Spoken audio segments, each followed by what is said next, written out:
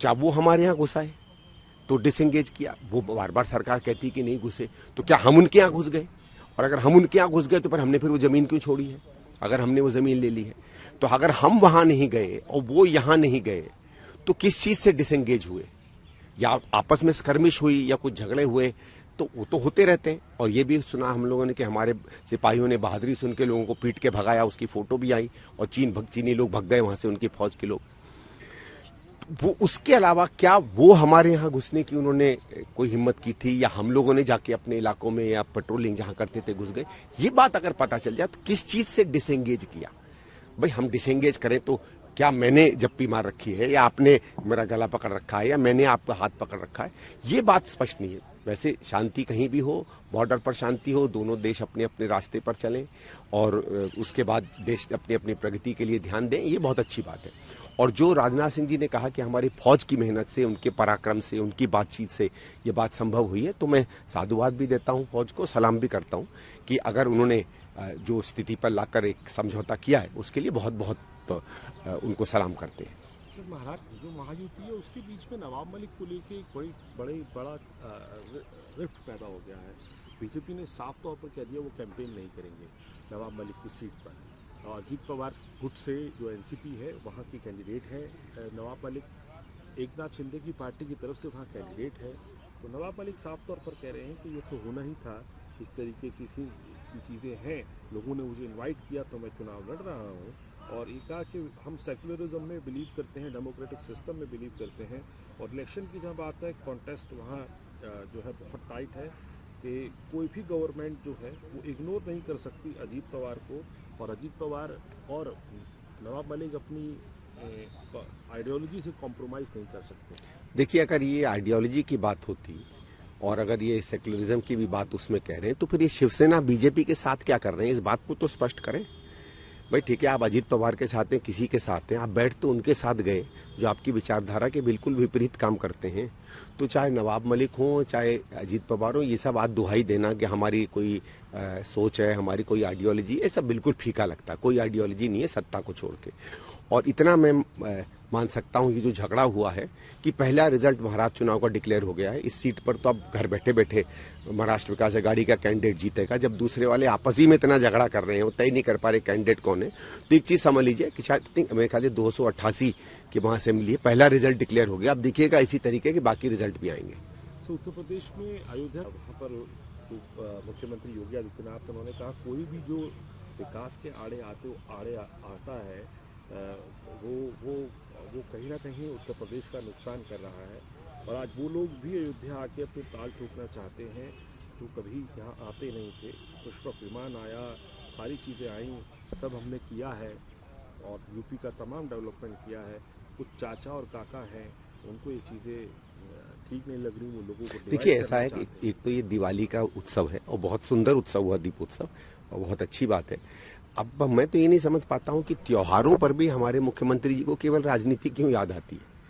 एक तो केवल आप वो व्यक्ति नहीं है जो दिवाली के पर्व को, दिवाली के त्योहार को मनाते हैं, हर भारतीय मनाता है, और आप दिवाली के पर्व पे भी उसको मनाते हुए आप उत्सव मनाइए। भगवान राम की हम लोग आराधना भी करते हैं।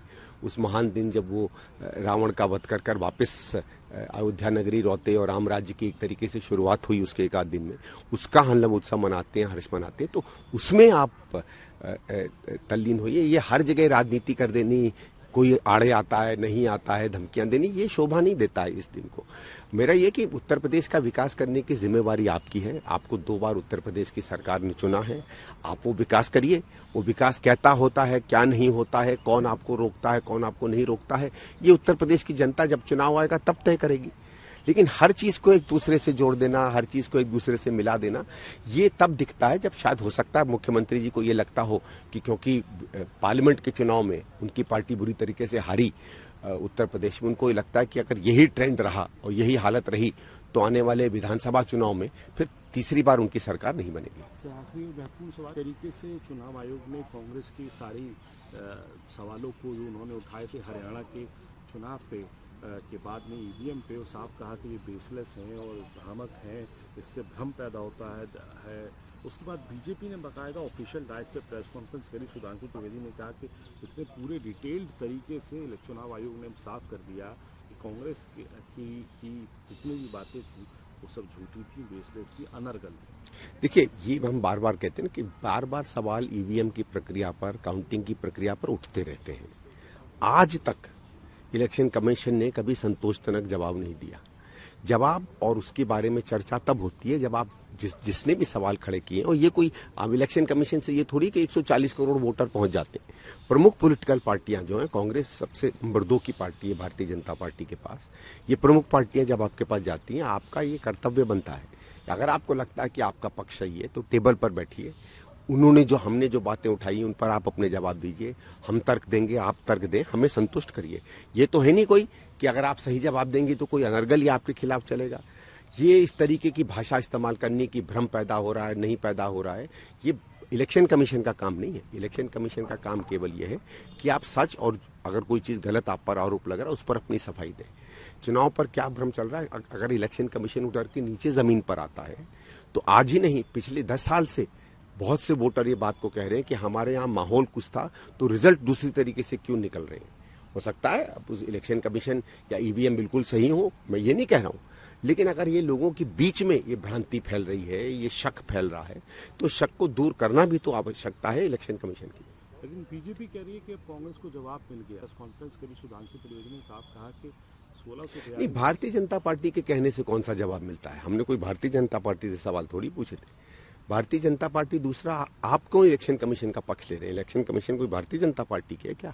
ये दिखता है कि आप अपने आप को पार्टी मानते हैं। इसमें भारतीय जनता पार्टी की क्या इसमें तेजी होनी चाहिए? या तो सरकार पक्ष दे, या इलेक्शन कमीशन इंडिपेंडेंट इंस्टीट्यूशन है, ये हमें याद करना चाहिए। भारतीय जनता पार्टी की कोई ब्रांच नहीं है कि आप उसकी सफाई दें या उसके पक्ष में आके खड़े हो। इलेक्शन कमीशन को पक्ष में आके खड़ा होना चाहिए। इलेक्शन कमीशन बताए क्या सही। हमने सवाल भारतीय जनता पार्टी से नहीं पूछे, लेकिन अगर जवाब भारतीय जनता पार्टी से आने लगता है तो यह बात स्पष्ट हो जाती है कि भारतीय जनता पार्टी अपने में और इलेक्शन कमीशन के बीच में कोई दूरी नहीं देखती है। और यही तो हम कह रहे हैं कि आप में उनमें कोई दूरी नहीं है। वो भले नाम इलेक्शन कमीशन हो, है भारतीय जनता पार्टी का।